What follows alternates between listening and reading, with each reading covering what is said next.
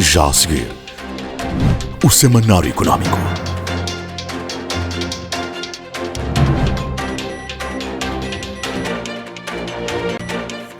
BNI, milhões de braços, uma só força.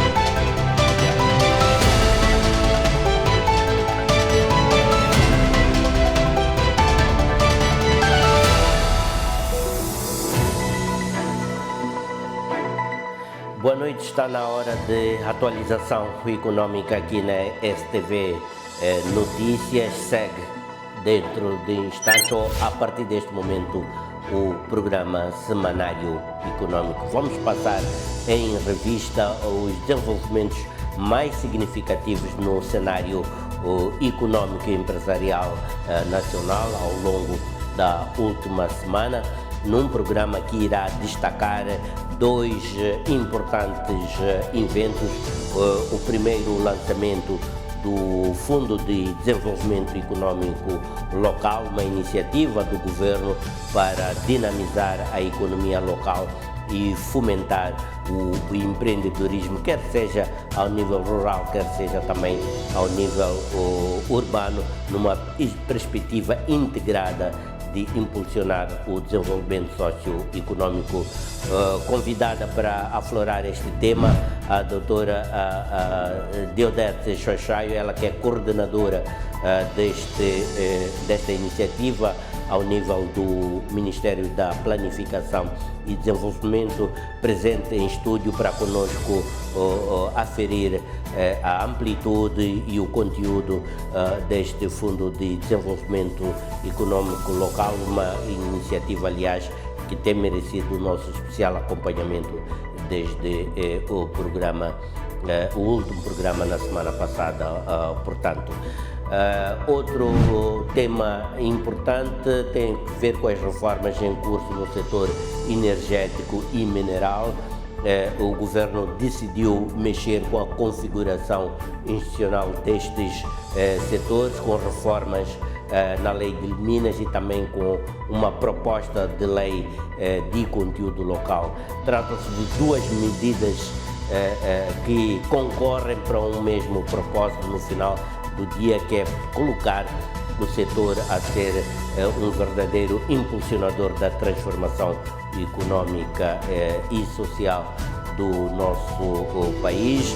A indústria extrativa, que é regida fundamentalmente pela lei de Minas, tem estado sob intenso escrutínio socioeconômico, dada as grandes expectativas ilegítimas que existem sobre como é que este setor, o setor mineral, pode ser mais contributivo para o crescimento econômico e sustentável de Moçambique. Numa outra perspectiva, a lei de conteúdo local também vem com o propósito de materializar esta partilha social da riqueza no nosso país através ou mediante a exploração dos recursos minerais e energéticos. Vamos também perceber a amplitude desta proposta de lei de conteúdo local, vermos como é que o seu conteúdo efetivamente atende às expectativas que norteiam todo um processo de conteúdo local, uma discussão que iniciou há mais de 10 anos. Portanto, há mais de 10 anos que o país tem discutido se sim, se precisa, se não precisa de ter a lei de conteúdo local e, acima de tudo, o que é na nossa realidade o conteúdo local. Helder Tcheman, presidente da Associação de Conteúdo Local de Moçambique, é o nosso convidado para, com ele, exercitarmos esta reflexão em torno destes processos no setor dos recursos minerais e energia, quer por um lado com a lei de Minas, quer com a proposta de lei de conteúdo local. Estes são os grandes temas em perspectiva aqui na presente edição do Semanário Econômico. Mas para além disso, deixo-lhe ficar com as manchetes dos títulos que irão compor o nosso panorama informativo. Governação corporativa é vista como essencial para atrair investimento e garantir estabilidade institucional. Ainda é incipiente a questão da governação corporativa. A maior parte das empresas praticamente não seguem as nossas práticas. É bom que se diga isto, porque esta é a realidade. Este é um movimento irreversível. Moçambique já vai muito atrasado. Isto já existe desde o século anterior nos outros quadrantes do mundo. Lançamento do Fundo de Desenvolvimento Econômico Local e início da alocação de recursos a partir de setembro, com prioridade para projetos viáveis em agricultura, pescas e agroindústria. E já foi elaborada a proposta de distribuição de recursos por distrito e autarquia. Portanto, em momento oportuno, esta informação vai chegar às respectivas autoridades para que cada uma tenha conhecimento daquilo que é o seu limite em função dos critérios. A IMO anuncia a criação de uma agência de desenvolvimento industrial e aposta em formação ajustada ao conteúdo local. Temos aqui um projeto de bandeira para este novo mandato, que é a nossa Agência de Desenvolvimento Industrial, que achamos que podemos trazer realmente este added value para os nossos industriais.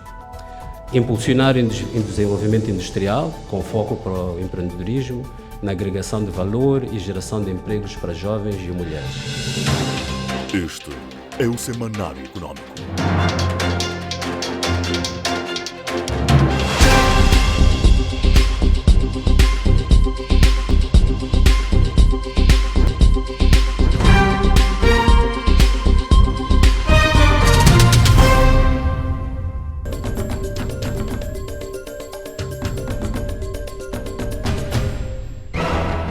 Maputo vai acolher o primeiro Congresso de Governação Corporativa, uma iniciativa entre o Instituto de Governação Corporativa e o Standard Bank, que visa promover ética, transparência e competitividade no ambiente de negócios em Moçambique.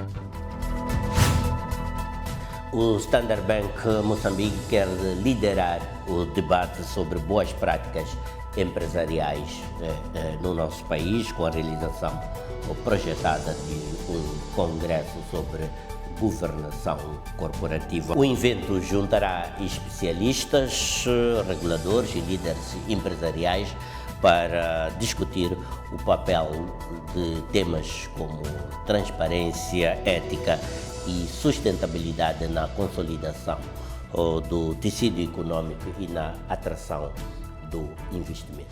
Sob o lema "O papel da governação corporativa na era do redesenho dos modelos de negócios", o Congresso visa estimular o debate em torno de boas práticas que fortalecem a confiança institucional e potenciam a competitividade empresarial. Para o administrador delegado do Standard Bank, Bernardo Aparício, esta é uma oportunidade para fortalecer o ambiente de negócios e atrair mais investimento, tanto nacional como estrangeiro. E esta componente da governação corporativa toca nos dois lados. Não só promove o desenvolvimento económico, mas as melhores práticas internacionais também obrigam a que as empresas se preocupem com a sociedade à sua volta e com o impacto que têm na sociedade. Tudo isso será debatido no dia 14 de agosto no Centro de Conferências Joaquim Chissano. O evento contará com a presença de gestores séniores, membros de conselhos de administração, representantes do governo, académicos, sociedade civil, estudantes e ativistas do setor filantrópico. Estudantes universitários terão inclusive espaço para apresentar trabalhos de investigação sobre o estado da governação corporativa no país. Daniel Tembe, presidente do Instituto de Governação Corporativa de Moçambique, admite que a boa prática de boa governação ainda é incipiente no tecido empresarial moçambicano. A maior parte das empresas praticamente não seguem as melhores práticas. É bom que se diga isto, porque esta é a realidade. A gente vê, portanto, que nas empresas grandes, sim senhor, nas multinacionais, outras empresas, portanto, isto já faz parte do seu DNA, mas em Moçambique, portanto, precisamos desenvolver muito mais. Para Pedro Baltazar, diretor do Instituto Superior de Altos Estudos de Negócios, a ausência de alinhamento com normas internacionais pode colocar empresas moçambicanas em desvantagem na escolha de parceiros e na captação de investimentos. Temos que nos alinhar às correntes do mundo inteiro e começarmos a ter práticas éticas, práticas de transparência, de boa governança dentro das nossas instituições, sob pena de, na seleção, no critério de seleção dos seus parceiros, por exemplo, o Standard Bank lança um concurso, de colocar de fora aqueles que não estão alinhados com estas práticas. Um dos temas centrais será a ética empresarial e o compliance no setor público e privado. A participação da especialista sul-africana Caroline Chalmers, diretora da Good Governance Academy, confere ao Congresso um selo de rigor internacional. E tem lá aspectos de conduta, aspectos de como é que se lidar com a questão do conflito de interesses, né? E outras matérias, tanto que não estão cobertas nenhum BR, nenhuma publicação, digamos assim, legal. Esta diferença que existe, portanto, entre um código comercial, por exemplo, né, ou qualquer lei, e esta matéria, digamos assim, que é mais uma forma voluntária que as pessoas têm que entender que fazer negócios com ética é a melhor maneira. Primeira fase do Fundo de Desenvolvimento Econômico Local conta com cerca de 859 milhões de meticais, integrando fundos do Estado e parceiros de cooperação. Foi com muita carga simbólica que foi lançado o Fundo de Desenvolvimento Econômico Local e não era um contexto para esperar menos do que isso. Tal é neste momento a necessidade de recursos que possam dinamizar a pequena economia local, no caso seja ela rural, seja ela urbana, que demandam de estímulos para dinamizar pequenas atividades empreendedoras, sobretudo levadas a cabo por jovens e mulheres. O Ministério da Planificação e Desenvolvimento anunciou que o lançamento oficial do Fidel ocorrerá na primeira quinzena de agosto. Os primeiros desembolsos aos beneficiários acontecerão a partir de setembro. A iniciativa insere-se no quadro do Programa Quinquenal 2025-2029 e conta com financiamento do Estado e de apoio de parceiros de cooperação, incluindo o Banco Mundial. O fundo inicia com um montante combinado de 859 milhões de meticais, resultante de uma alocação inicial de 300 milhões e de reprogramação de fundos reembolsados em anteriores iniciativas. A elegibilidade dos projetos dependerá da sua viabilidade econômica, sustentabilidade, impacto social, geração de emprego e compromisso com o reembolso.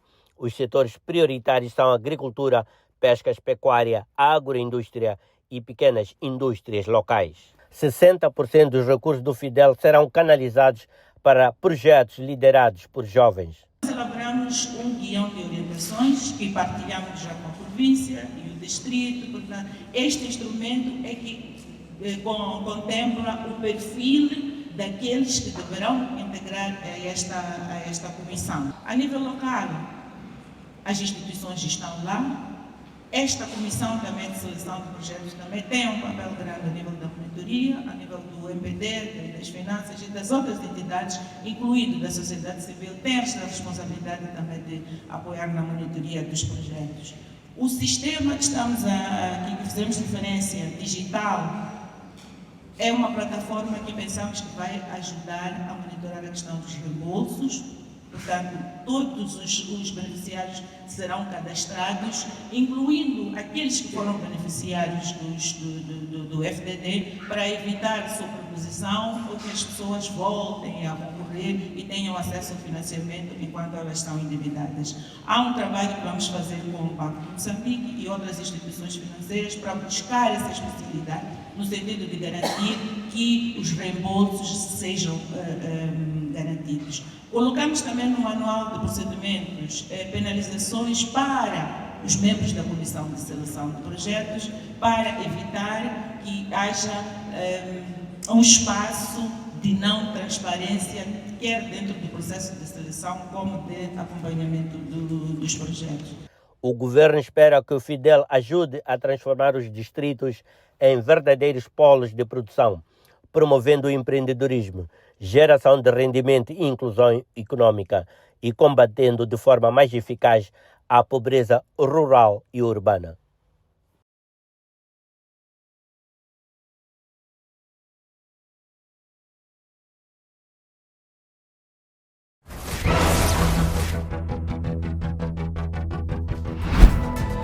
E temos conosco a coordenadora deste Fundo de Desenvolvimento Econômico Local, Deodete Xaxai. É com ela que vamos procurar perceber as nuances à volta desta iniciativa, tendo em conta toda uma experiência passada e também as expectativas atuais relativamente a este mecanismo instituído pelo governo para transmitir capacidade econômica para o nível local.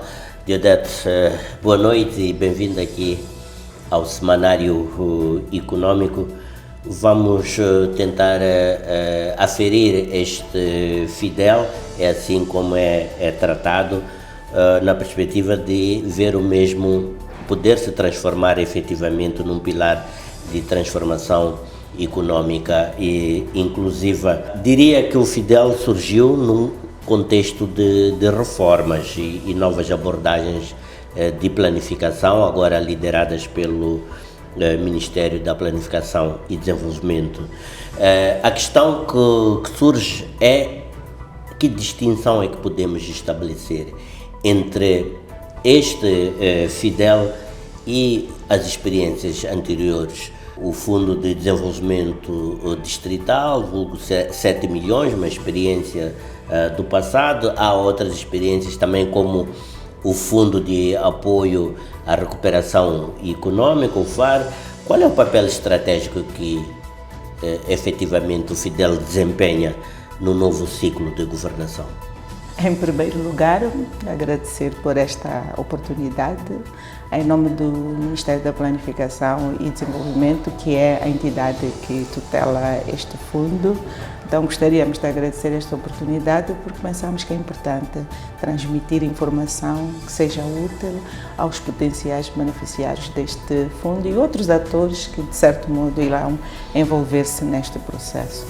Talvez começaria por dizer que o Fidel é inspirado, sim, nas experiências do passado, mas ele também responde a um processo de planificação, como acabou de dizer.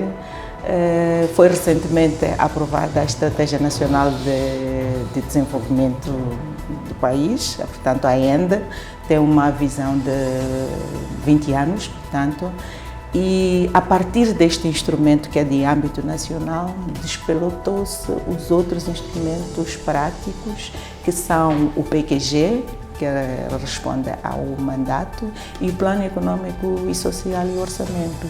Portanto, o Fidel é um instrumento de operacionalização destas ferramentas no âmbito da promoção do desenvolvimento econômico local. Aprendemos das experiências dos 7 milhões, estaríamos errados se não fôssemos buscar essas experiências, e todo o conceito é decorrente da capitalização dessas experiências. Aqueles aspectos que, a partir do Fidel, mereceram melhorias e acreditamos que vamos continuar a melhorar. Talvez dizer que os 7 milhões, as metodologias de implementação foram sendo construídas enquanto o fundo era implementado. E neste caso, nós já buscamos a experiência de 7 milhões. Não estamos a querer dizer que tudo está melhorado já, mas já há um princípio de trazer elementos de melhoria. Por exemplo, no Fidel nós tínhamos os conselhos consultivos locais como as entidades de seleção dos projetos. E isto foi um elemento bastante crítico, porque primeiro não se criou capacidade neste grupo para selecionar projetos que fossem do âmbito de desenvolvimento econômico local, portanto, iniciativas que possam promover o desenvolvimento a nível local. Não estamos a falar de grandes iniciativas, são pequenos negócios, pessoas que têm ideias, mas precisam de algum dinheiro para investir, pessoas que já fazem alguma coisa, mas precisam de um capital para avançar no seu negócio. Então, são este tipo de iniciativas que o Fidel vai procurar financiar e capitalizar, e quem sabe estes pequenos empreendedores se transformam em grandes e por essa via cedam a financiamentos de maior valor, porque há outras oportunidades, mas esta é específica para os pequenos negócios que ocorrem nas áreas rurais, agora urbanas também, porque o Fidel tem esta componente também. Sim, também tem esta abrangência urbana, é mais integrado, digamos assim. Exato. Agora, referia-se ao FAR. O FAR tem um foco específico de olhar para a questão do acesso ao financiamento, mas mais para aquelas instituições financeiras de base comunitária, portanto, fortalecer e promover. Aqui estamos a falar, por exemplo, das ASCAs, que são organizações de finanças rurais, grupos de pessoas que se organizam e praticam a atividade de finanças rurais. No entanto, ainda não temos criado um ambiente favorável ao seu crescimento, e o FAR é um dos instrumentos, é um fundo orientado para apostar nas finanças rurais, fortalecendo estes grupos de crédito, chamam-se grupos de crédito rotativo, para que elas criem capacidade e possam desempenhar esse papel de financeiro a nível das áreas rurais. Muito bem, a descentralização efetiva do desenvolvimento socioeconômico é frequentemente limitada ao nível do setor público devido às suas fragilidades do ponto de vista de capacidade institucional, fundamentalmente quando vamos ao nível local. Que medidas estão a ser adotadas para assegurar que realmente esta descentralização efetiva de recursos aconteça dentro de uma certa capacidade institucional de materializar o desiderato ou as inspirações por detrás deste fundo, envolvendo governos distritais, autarquias, que estes possam efetivamente executar isto com eficácia e transparência, que é um dos motes deste Fidel. É verdade que a descentralização é ainda um desafio e é preciso assumir que a criação de capacidades deve ser contínua. Portanto, não há um limite de criação de capacidades. Primeiro, porque as pessoas movem-se de um setor para outro, as pessoas reformam, então o processo de criação de capacidades é contínuo. E este processo de descentralização foi sempre acompanhado de programas de capacitação, lembrando agora, tínhamos o Programa Nacional de Planificação Financeira Descentralizada e outras iniciativas na perspectiva de criar capacidade a nível local. O Fidel também prevê isso e neste momento estamos no processo de construção de um manual e este manual comporta matérias desde a planificação estratégica local, a elaboração de planos de negócios, a identificação de oportunidades de financiamento. Qual é o objetivo? É que todos os intervenientes do Fidel tenham um conhecimento, ainda que mínimo, sobre as áreas que devem ser vistas na perspectiva de financiar o desenvolvimento econômico local. Talvez dizer que, em termos de governação, este processo de descentralização foi acompanhado de transferência de recursos para o nível local. As primeiras transferências de 2005 foram para pagamento de salários, portanto, criar capacidade a nível local para que elas façam a gestão dos pagamentos de salário. Depois veio o FDD, que inicialmente era Orçamento de Investimento de Iniciativa Local. Aquilo foi considerado a primeira semente de financiamento ao desenvolvimento econômico local. Isto também visava criar esta capacidade. Portanto, o Fidel aparece como uma espécie de consolidação a este processo, alocando recursos para financiamento a pequenas iniciativas, ao mesmo tempo criar capacidade para os principais intervenientes em olhar para o local como espaço de oportunidades e de promoção do desenvolvimento econômico local. Da informação que tivemos acesso sobre o Fidel, é possível constatar que a priorização é para jovens e empreendedores locais. Este é um dos pilares efetivamente do Fidel. Que mecanismos concretos estão previstos para garantir que estes grupos, em específico, acedam ao fundo e que os projetos financiados sejam sustentáveis e, acima de tudo, reembolsáveis? Porque há esta ideia, este preconceito até, de que os fundos públicos são fundos a título perdido. Ninguém está muito preocupado em reembolsar os fundos. As experiências são bastantes neste aspecto. Como é que na configuração do Fidel este aspecto dos reembolsos está assegurado e este aspecto da sustentabilidade também esteja assegurado, mesmo pensando no Fidel possa se multiplicar? É verdade que esse é um grande desafio. São vários os mecanismos que serão utilizados para esse efeito. Por exemplo, olhando mesmo para a comissão de seleção de projetos, o que o Fidel está a trazer é uma comissão especializada que envolva atores que têm domínio sobre elaboração, identificação e seleção de projetos. Ao mesmo tempo, também está prevista assistência técnica a nível da província, buscando entidades com capacidade de especialização para apoiar estes jovens no desenho dos seus planos de negócio, porque tudo começa por aí. Se o plano de negócio não é viável, então logo a partida o negócio não vai fluir. No lançamento do Fidel, que foi a 31 de julho em Vilanculos, Sua Excelência o Presidente da República chamou muita atenção sobre a questão da transparência. E esta questão da transparência começa nos gestores do Fidel, que são os administradores dos distritos e são os presidentes dos municípios. Portanto, esta é uma instância que deve demonstrar transparência e eficiência na gestão dos fundos. Depois temos toda esta cadeia de assistência técnica, que a perspectiva é garantir que os projetos aprovados tenham qualidade, mas também prevê-se a capacitação dos primeiros beneficiários que sejam aprovados para financiamento. Portanto, há uma capacitação contínua, mas também há um sistema de monitoria que está sendo desenvolvido, digital, que vai permitir fazer o controle dos beneficiários e o controle dos reembolsos. Nesta plataforma serão também incluídos os beneficiários dos 7 milhões. Qual é a perspectiva? Evitar que as pessoas que estejam endividadas voltem a concorrer e continuem a endividar-se.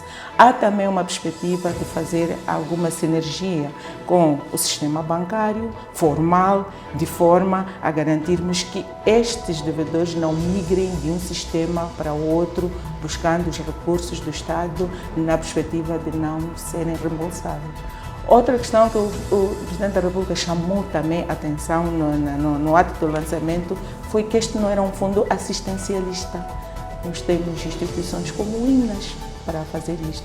Este fundo é para pessoas que têm ideias de negócio e que têm uma atividade. É um fundo de investimento. É um fundo de investimento. Então, é preciso criar uma máquina funcional que garanta que estes fundos sejam utilizados. Que garantias existem de que este fundo será viável, considerando este histórico de baixos níveis de reembolsos de outras iniciativas semelhantes? Bom, nós acreditamos que os 7 milhões deixaram experiência que é preciso ser capitalizada. Portanto, os 7 milhões foram implementados e fomos aprendendo no processo. E o Fidel tem a vantagem de ter estas experiências, que deve capitalizar. Por isso acreditamos que a dinâmica do Fidel será outra e num contexto em que não há muitos recursos para investir.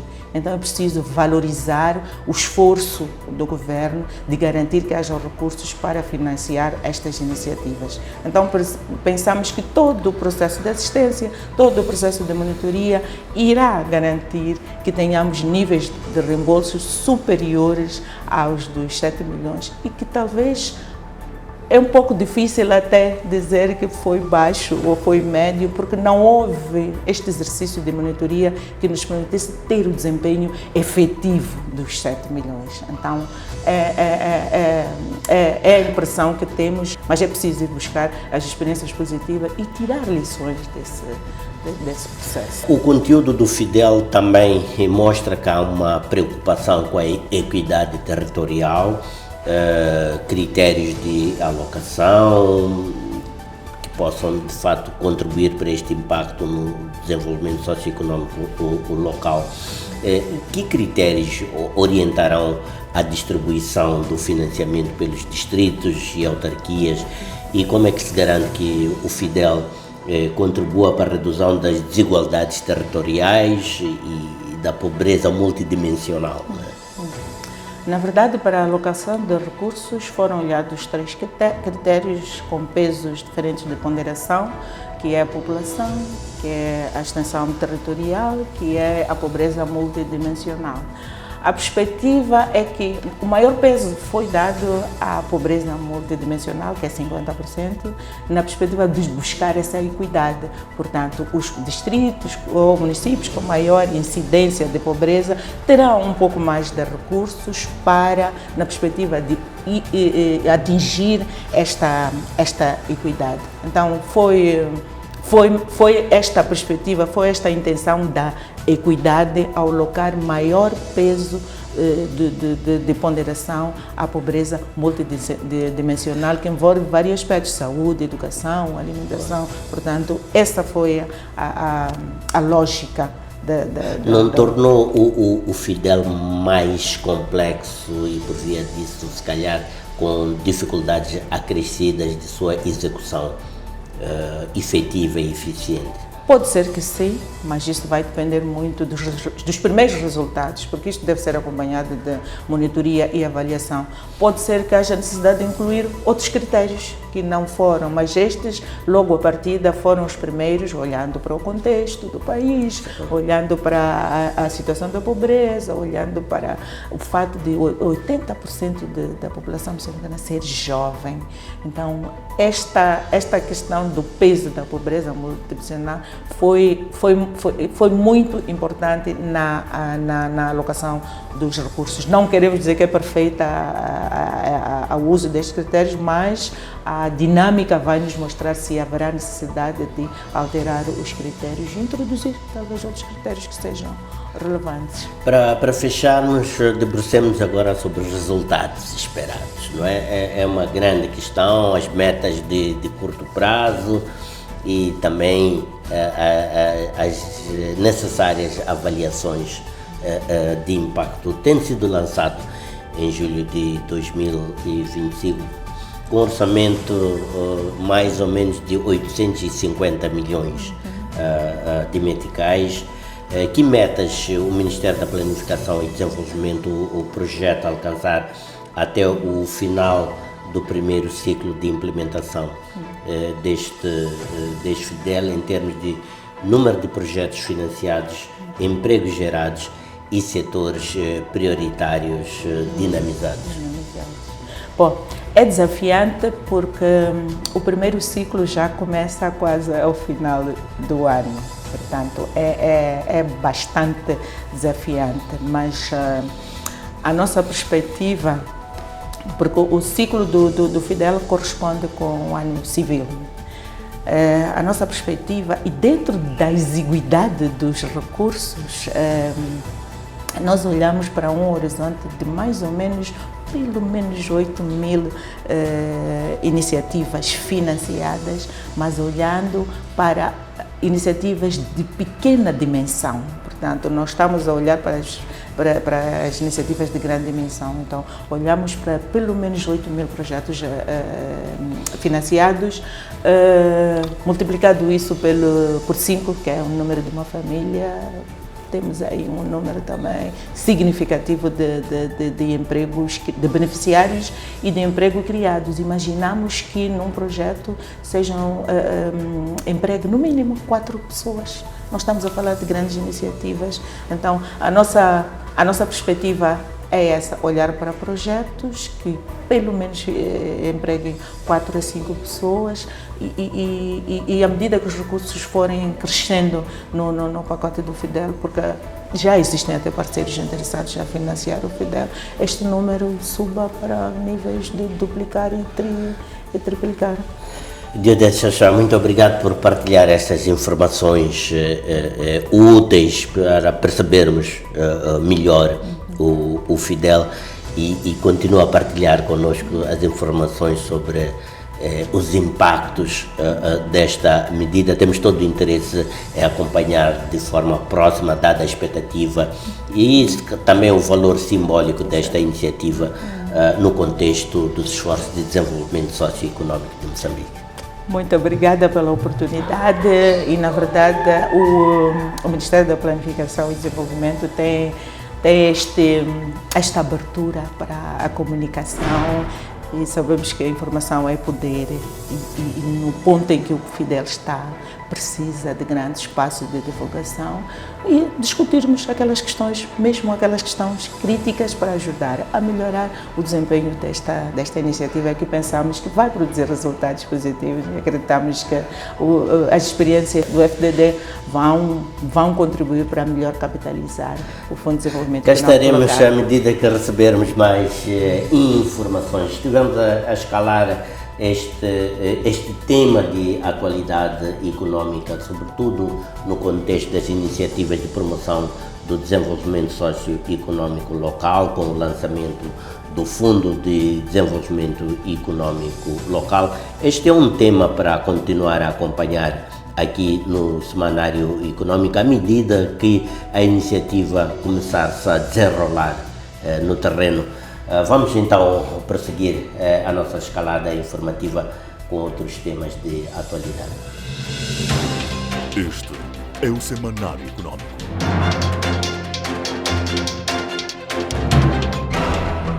A Associação Industrial de Moçambique quer transformar-se numa instituição mais dinâmica e estratégica ao serviço da industrialização nacional.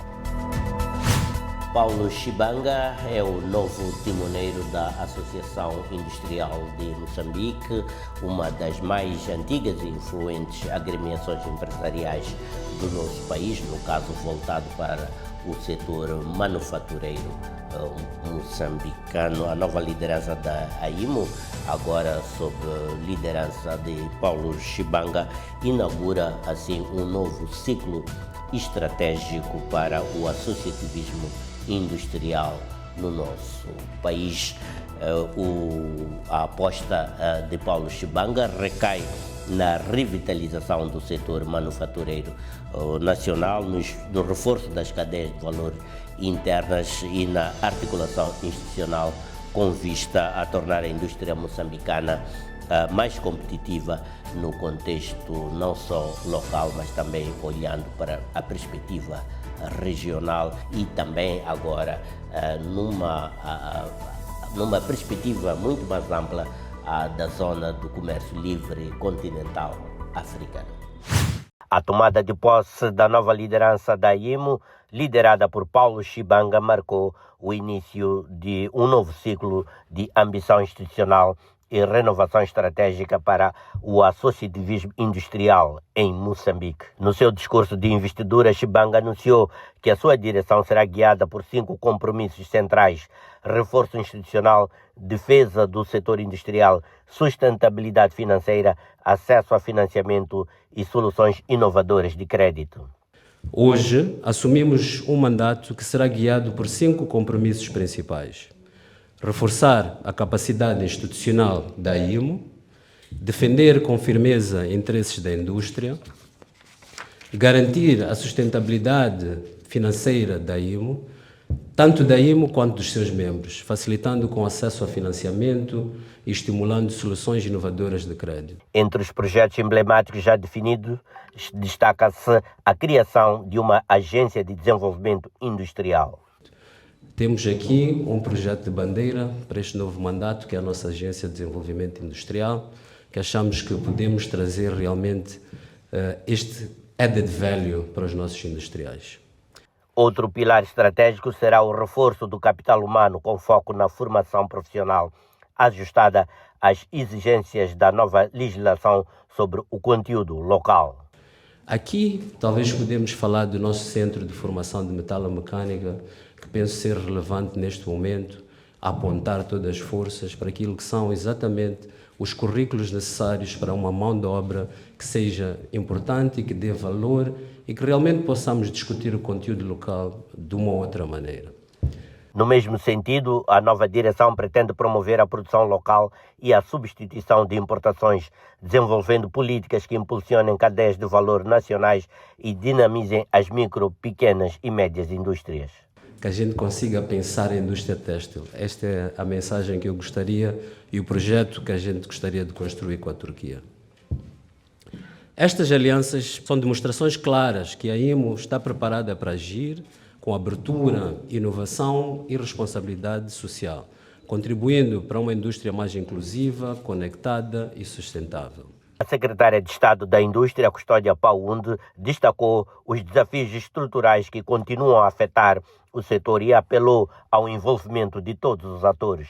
Nomeadamente a disponibilidade de matéria-prima local, a disponibilidade, portanto, a energia, a logística, o mercado de produtos industrializados e a mão de obra especializada. Paunde apelou ainda a um maior debate com os setores transversais como a educação, energia, infraestruturas e transportes e incentivou o associativismo especializado como instrumento de transformação industrial. E que os pontos da agenda da matriz do pelouro da indústria, no que tange a custos e fiabilidade da energia, mecanismos para o financiamento à indústria, incentivos específicos para a indústria, o estímulo à competitividade industrial, serão discutidos sabiamente para garantir que as atividades nela constantes sejam realizadas com sucesso. Fechamos por aqui este apontamento informativo mais noticioso aqui no Semanário Econômico. É tempo para irmos para o intervalo e quando regressarmos estaremos num frente a frente com Elder Cheman, presidente da Associação Moçambicana de Conteúdo Local. O objetivo é analisarmos os processos de reforma em curso no setor dos recursos minerais e energia, com a revisão da lei de Minas e também com a proposta de lei de conteúdo local, esta última após 10 anos de intensas discussões sobre a necessidade ou não desta lei para impulsionar uma maior e melhor partilha da riqueza decorrente da exploração dos recursos naturais de Moçambique. Tudo isto para acompanharmos, discutirmos e emitirmos opinião no tema de fundo a seguir ao intervalo. Voltamos dentro de instantes, até já.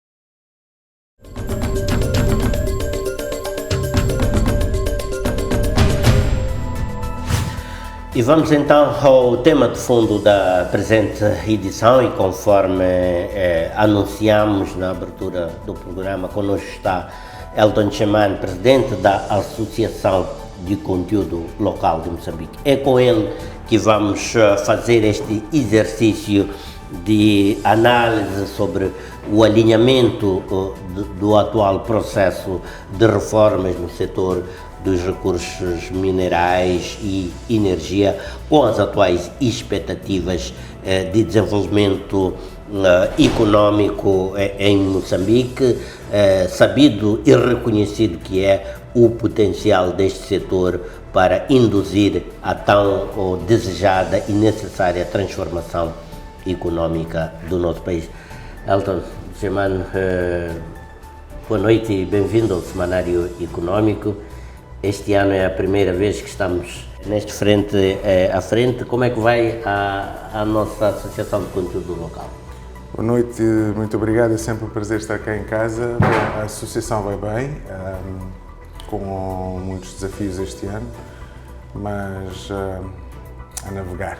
Pois, Moçambique está neste momento num processo a uma certa velocidade, inclusive, de reconfigurar todo o seu cenário afeto aos recursos, à exploração dos recursos minerais, sobretudo com as propostas de reformas na Lei de Minas e também a proposta de Lei de Conteúdo Local, que estiveram e continuam a estar neste momento em processo de debate, dito de outra forma, de auscultação, inclusive. A pergunta que lhe faço, pela experiência que teve com este processo e porque da informação que tem, a associação foi, de certa forma, proativa, mesmo antes da proposta de lei de conteúdo local. Tive a oportunidade de acompanhar algum engajamento da associação na busca de um contexto mais favorável da realização do conteúdo local em Moçambique. Como é que avalia, de uma forma geral, as propostas em discussão, quer da nova lei de Minas e também esta proposta de lei de conteúdo local? Estão alinhadas com as expectativas, pelo menos, da Associação de Conteúdo Local de Moçambique ou também do setor privado nacional? As propostas do Governo representam um esforço do nosso Executivo em atualizar e ajustar o quadro legal do setor energético à realidade atual, não é? E pretende-se que estas propostas vão de encontro com as adversidades do setor privado e que, sobretudo, empoderem cada vez mais o setor privado nas oportunidades de investimento no setor energético.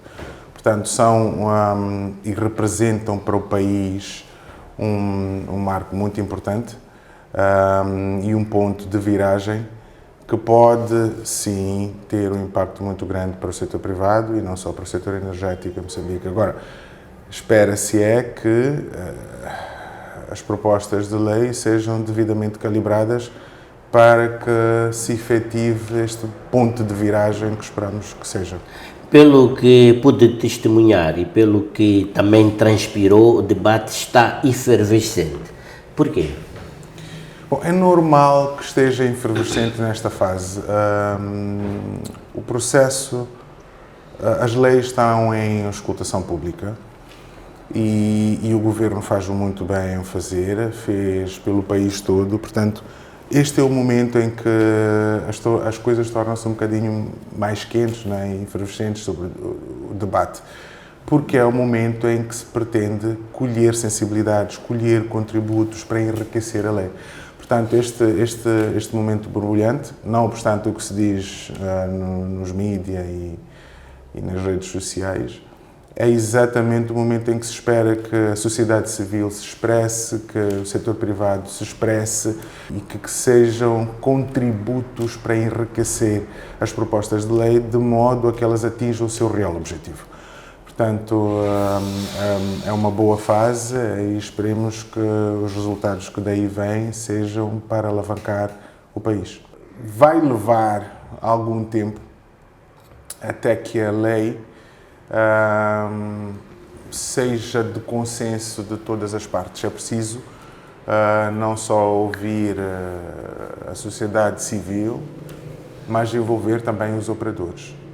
Portanto, é preciso que a lei esteja calibrada o suficiente para, não repelir investimentos, 2, satisfazer as necessidades internas e projetar o país para um crescimento económico sustentável, e 3, que as leis sirvam, que não estejam a ver só num raio curto de distância, mas que possam ir para perto do período em que elas já podem ser revistas, portanto, mais ou menos, que sejam válidas para ter mais ou menos 5 anos, e que essa altura possa se rever numa perspectiva de crescimento e de incremento do conteúdo local nos seus diversos espectros.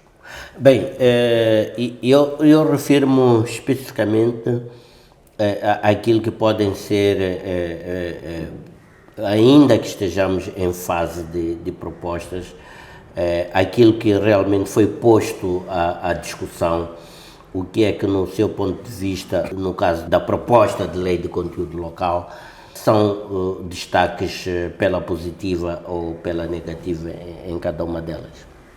Pela positiva, o percentual que a lei propõe que seja participatividade do conteúdo local.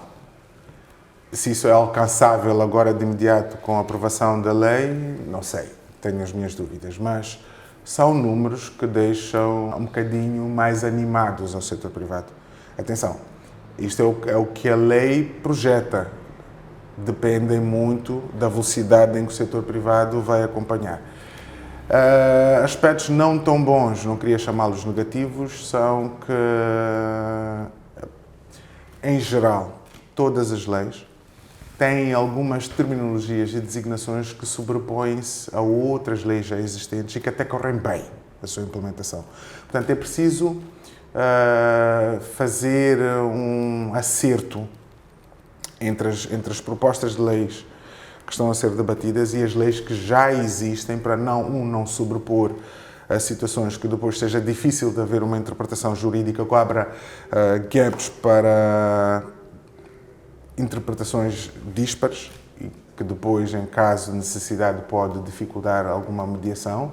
Portanto, é preciso haver este acerto entre o que está a ser proposto agora, o que já existe, que se calibre, o que já... Não, é importante perceber que não se pode deitar abaixo o que corre bem, é numa perspectiva de melhoria, portanto, e há, repito, em geral, todos os drafts apresentados têm algumas situações. Agora, mal mesmo, é alguma imposição em todas elas, e sobretudo na lei de conteúdo local, que pode ser de... Como é que eu diria isto? Pode ser um bocadinho, ou que cria uma situação de inibir novos investimentos neste setor. O que o país precisa é de criar um efeito multiplicador, não é? É de maximizar as potencialidades desta indústria.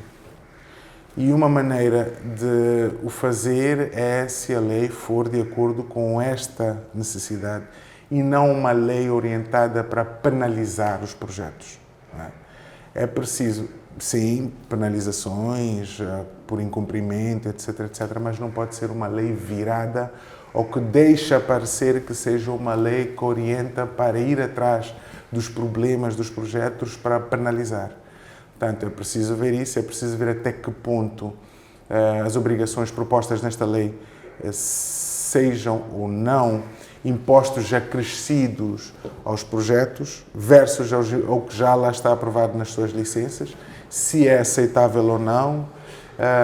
Portanto, é preciso, não pode olhar deste ponto para frente, mas tem que considerar deste ponto para trás também.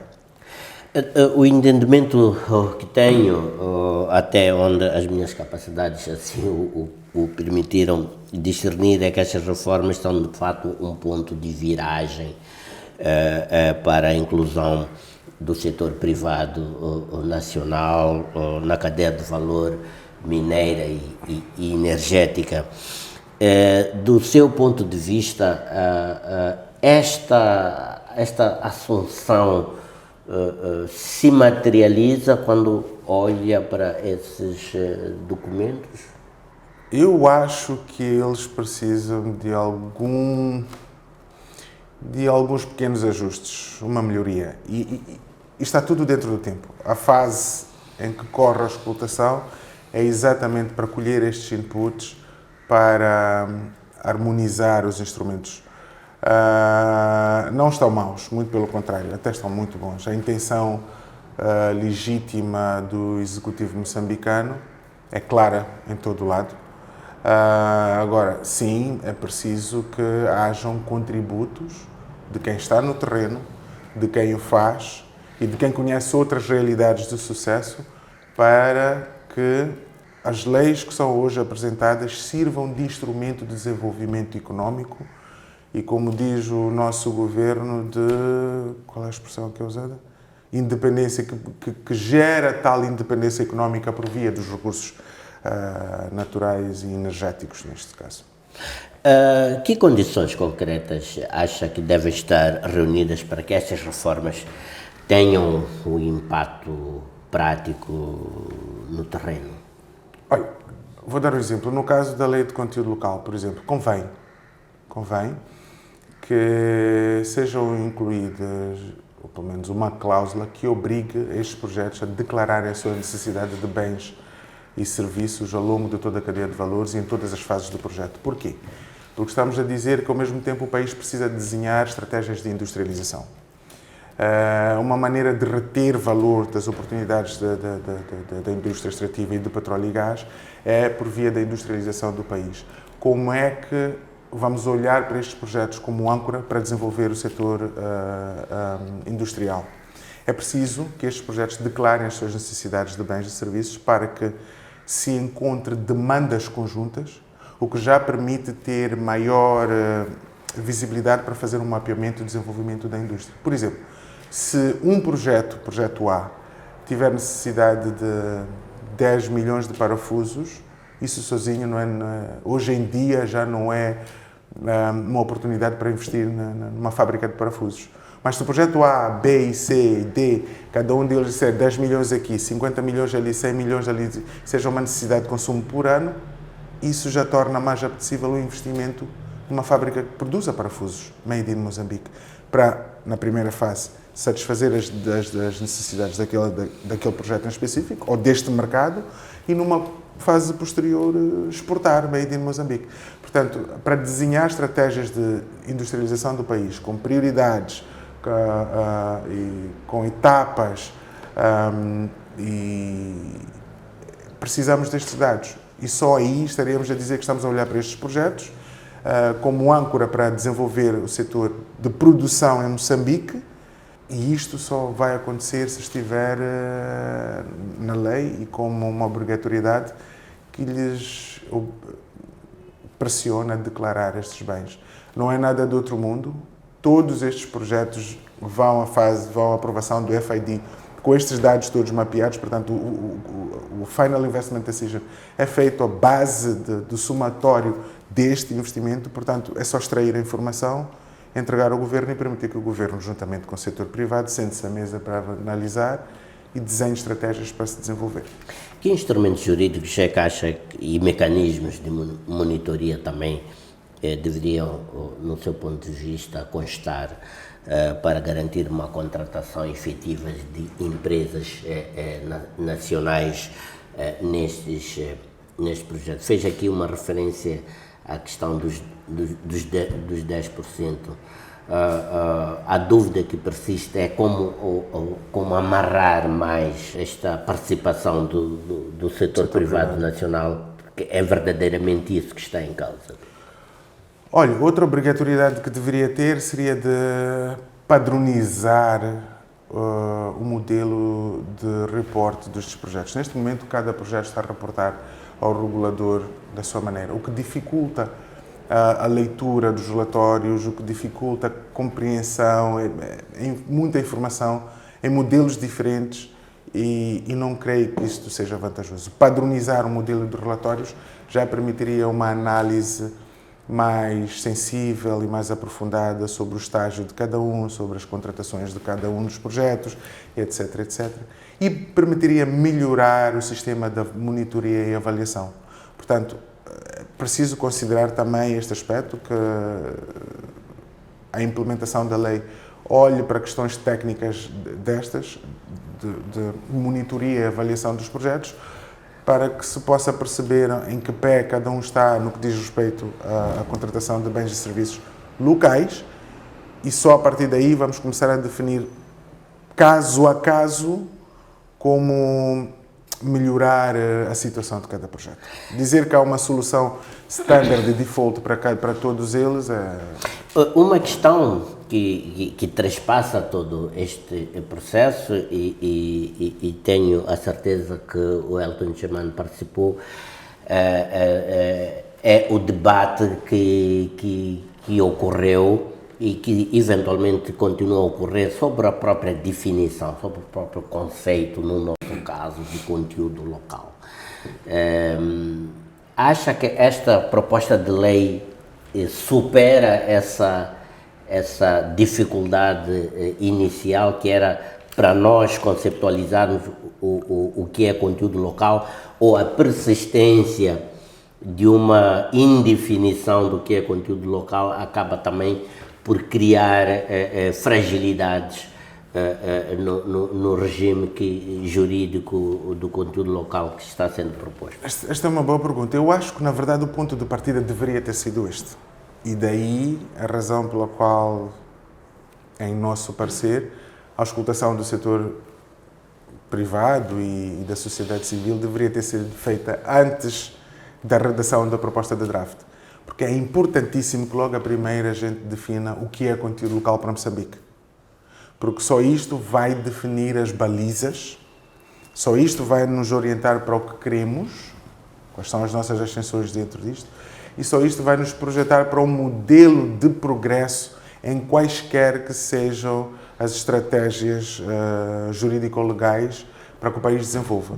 Portanto, a definição sobre o que é conteúdo local na definição de Moçambique é de todo muito importante. O que é conteúdo local para nós neste momento?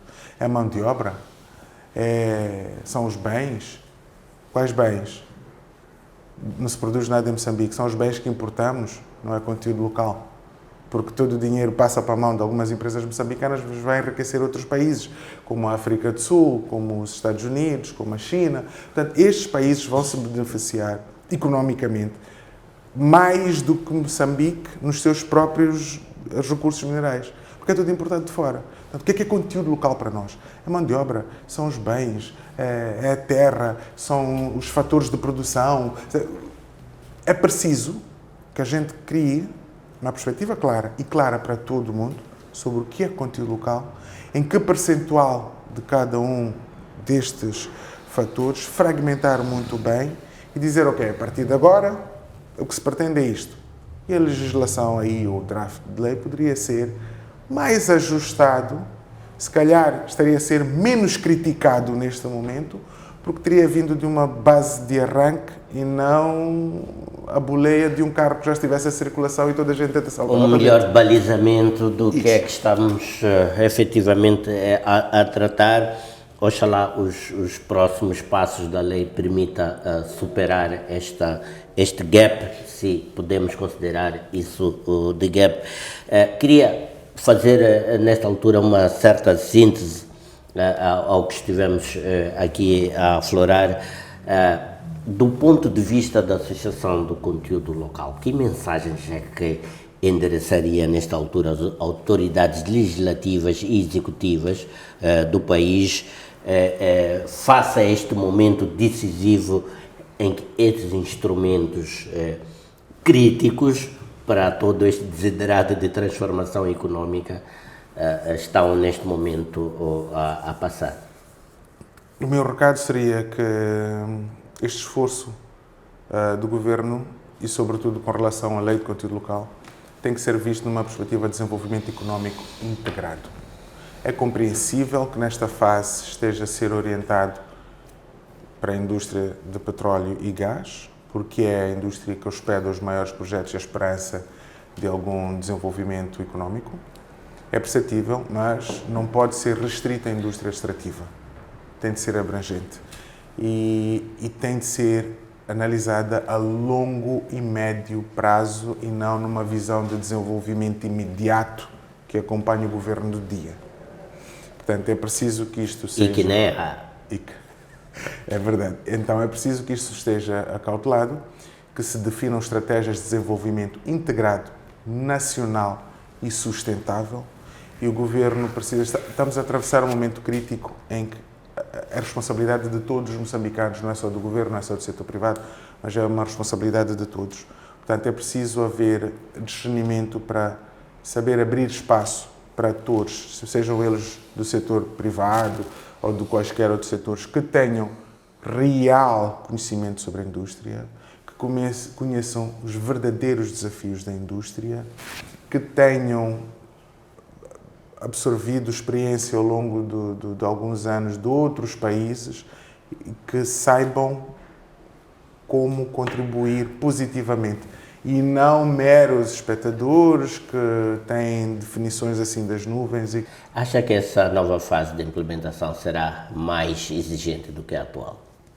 Eu penso que sim, e para todas as partes. Porque o que há de vir de direitos também é de vir de obrigações. Portanto, vai ser um bocadinho mais exigente. E convém até que imponha algum tipo de exigência para o nosso lado também, para que garanta que o setor privado melhore os seus parâmetros de qualidade, de produção e de serviços no geral, para ir de acordo às exigências desta indústria, porque em muito é a fraqueza do nosso lado. Portanto, esta lei também tem de perceber que é preciso estimular de alguma maneira a produção de mais qualidade, a melhoria da prestação de serviços, para que o setor privado vá de encontro aos estándares mínimos desta indústria e que daí aprenda fazendo e cresça lá dentro.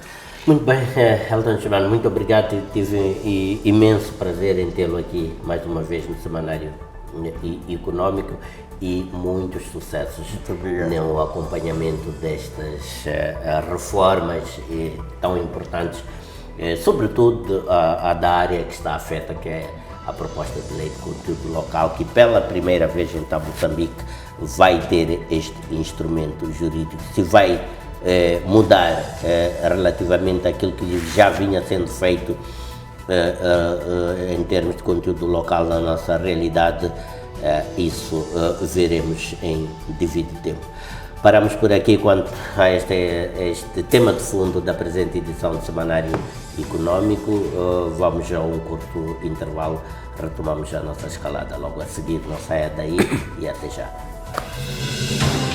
Este é o Semanário Econômico.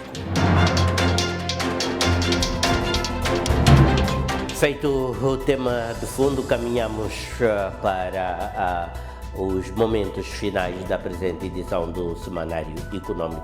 Vamos então recordar os principais momentos que marcaram a presente edição. Maputo vai acolher o primeiro Congresso de Governação Corporativa, uma iniciativa entre o Instituto de Governação Corporativa e o Standard Bank, que visa promover ética, transparência e competitividade no ambiente de negócios em Moçambique. Achamos que o tema da governação corporativa é algo que pode, ao melhorar o ambiente de negócios, vai aumentar o investimento em Moçambique, quer o investimento interno, quer o investimento externo, e que isso vai potenciar o desenvolvimento da nossa economia. A Associação Industrial de Moçambique quer transformar-se numa instituição mais dinâmica e estratégica ao serviço da industrialização nacional. Aqui, talvez podemos falar do nosso Centro de Formação de Metalomecânica, que penso ser relevante neste momento, apontar todas as forças para aquilo que são exatamente os currículos necessários para uma mão de obra que seja importante e que dê valor e que realmente possamos discutir o conteúdo local de uma outra maneira. Chegados aqui, está tudo feito, está tudo dito e é tempo apenas de agradecer-lhe pela especial atenção que nos dispensou e voltarmos a renovar votos de novo encontro daqui a uma semana, sensivelmente, neste seu canal de eleição, que é STV Notícias, para mais um especial Semanário Econômico. Boa noite e tenha uma semana bastante produtiva.